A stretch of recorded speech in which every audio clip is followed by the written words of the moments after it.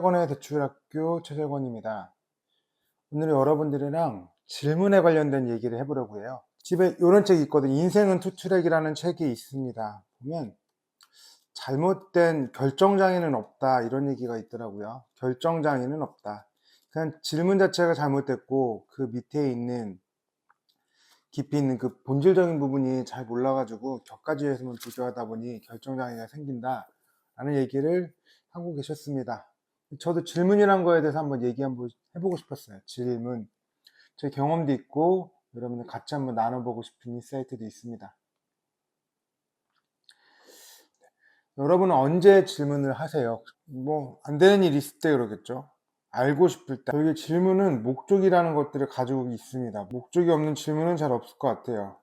근데 이 질문도 1차 질문이 있고요. 2차, 3차 쭉 내려와서 N차 질문이 있더라고요. 여러분이 떠오르는 지금 막힌 부분이 있다고 생각을 해보세요. 뭐를 해볼까요? 제가 예시로 준비했던 거는 우리 사무실에 CS는 왜 안 될까? 고객 만족도 그런 부분은 왜 이렇게 안 될까? 이런 부분이 좀 고민스러웠단 말이죠. 왜 안 될까? 질문이 CS가 왜 안 될까? 이런 질문 한번 해보겠습니다. 1차 질문. 왜 이렇게 불친절하지? 왜 불친절해졌어? 뭐 여러 가지 답이 있을 수 있겠지만 그 중에 하나 제가 생각했던 생각은 이거였습니다. 노령의 분들 계속 응대하는 거잖아요. 근데 이 계속이 저희 같은 경우는 이분들이 연세 드시는 만큼 이분들만 오시는데 10년 이상 계속 응대를 하면 지치죠. 힘들 것 같아요. 저도 답답하고 힘들고 어렵다고는 생각이 정말 100% 동일합니다. 그럼 어떻게 해야 돼? 또 그런 고민도 하잖아요. 어떻게 하면 될까라는 거 할 때, 뭐, 방법 없죠. 그냥 직원이 프로니까 마음을 바꾸고 최선을 다한다. 다른 게 뭐가 있을까요? 조금 더 깊게 해볼까요? 그럼 왜 10년 동안 같은 일을 하지? 이렇게 물어보면 뭐라고 대답을 해야 될까요? 저 여러 가지로 생각하는데, 이분들이 직종이 뭐, 금융텔러이실 수도 있죠. 금융텔러일 수도 있고, 금융텔러가 아닌데도 수십만 볼 수도 있어요. 이런 경우도 있고, 또는 내 능력이나 뭐 내 직종의 문제가 아니라 다른 사람들, 다른 업무를 모두 독차지해서 그럴 수도 있죠. 그렇습니다. 내가 아니어도, 내가 문제가 아니더라도 나는 다른 일도 충분히 잘할 수 있는데 다른 분들이 그 일이 아니면 안 되는 경우들도 있죠. 우리 적재적소라고 하는데, 적재적소는 개인이 최대치의 목표, 최대치의 능력을 발휘하는 게 아니라 평균을 냈을 때 우리 팀의 합이 제일 좋은 값이 되는 거를 적재적소라고 합니다.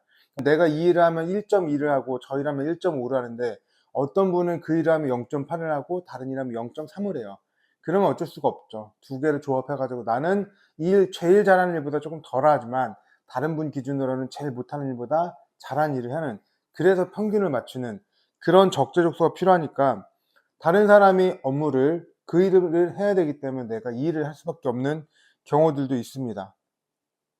뭐 다른 이유들도 있겠죠. 금융텔러직 같은 경우에는 어쩔 수 없는 부분들이 있기 때문에 이러시다 그러면 이런 분들에 대해서는 우리가 적절하게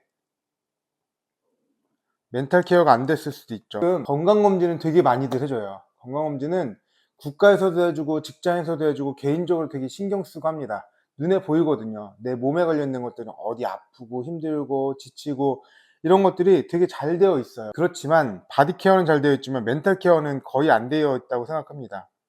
몸에 관련된 건 되게 잘 되어 있지만 좋다지만 멘탈에 관련된 것들은 케어가 거의 안 되어 있다, 나쁘다, 이런 부분이 있을 수도 있겠죠. CS가 안 되는 이유가 여러 가지를 봤더니 우리가 같은 일을 너무 오랫동안 하게 만들지 않았나, 뭐 이런 얘기도 나올 수 있고요. 그러면 우리가 너무 적재적소라는 부분 때문에 이 사람한테 기회를 안 주고 업무를 향상할 수 있는 시간을 안 주지 않았을까, 이런 것들도 있고, 그런 것들 떠나서 그냥 멘탈 케어란 부분에서 아무런 관심이 없지 않았나, 이럴 수도 있단 말이죠. 제가 요즘에 인공지능을 많이 사용하는데요. 인공지능을 쓸 때도 한 번에 얘네가 딱 오케이가 나는 경우는 없어요. 여러분도 그렇잖아요. 여러분이 누군가한테 보고를 하거나 누군가를 설득할 때 한 번의 오케이는 잘 없습니다.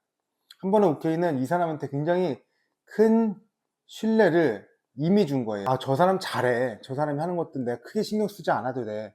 그래, 그 정도만 했으면 됐어. 내가 큰 것만 체크하면 나머지 것들은 문제가 없어. 라고 생각이 들 정도로 이미 큰 신뢰를 준 게 아니라면 사실 한 번의 오케이는 없어요. 우리가 이렇게 일 잘한다고 옆에서 잘 도와준다는 인공지능도 사실 한 번의 오케이가 되진 않더라고요.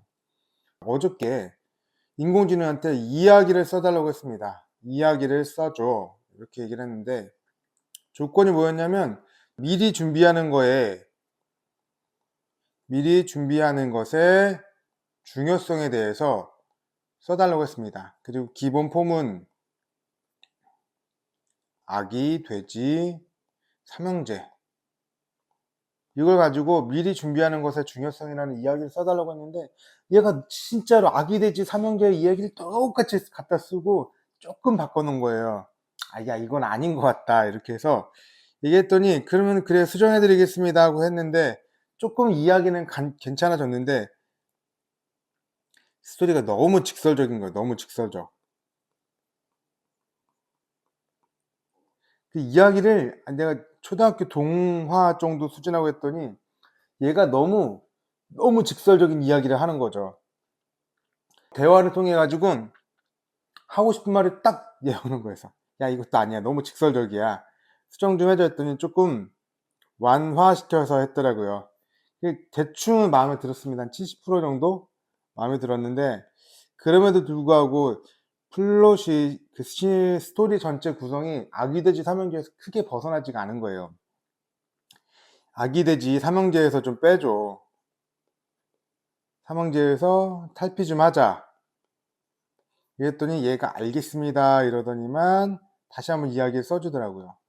좋아, 마음에 들었어. 스토리도 무슨 플립에 관련된 이야기로 적어놨고요. 스토리 마음도 한 90% 정도 마음에 들었습니다. 좋아, 굉장히 마음에 들었는데 조금 더 보완하자. 그렇게 해서 제가 얘기를 했더니 그래, 제가 뭐 동화를 써본 적은 없지만 그래도 저의 마음에 100% 마음에 드는 이야기가 나오더라고요. 지금 인공지능한테 이거 글 써달라고 이야기 써줘 해서 한번 물어봤고요. 그 다음에 기본 폼이 아기돼지 삼형제였는데 마음에 안 든다고 해서 한 번 수정을 했죠. 그래서 너무 직설적이라고 두 번째 수정을 했고요. 그 다음에 아기돼지 삼형제 너무 똑같다고 그랬구나. 그래서 탈피해달라고 해서 세 번째 했고 풀림 얘기 넘어왔는데 괜찮아 해서 마음에 많이 들었는데 다시 한번 수정해줘 이렇게 해서 네 번 수정한 거거든요. 그 일을 잘한다고 소문이 난 인공지능으로 4번 수정했습니다. 인공지능으로도 4번을 수정하니까 내가 원하는 답에 조금 더 가까워지더라고요.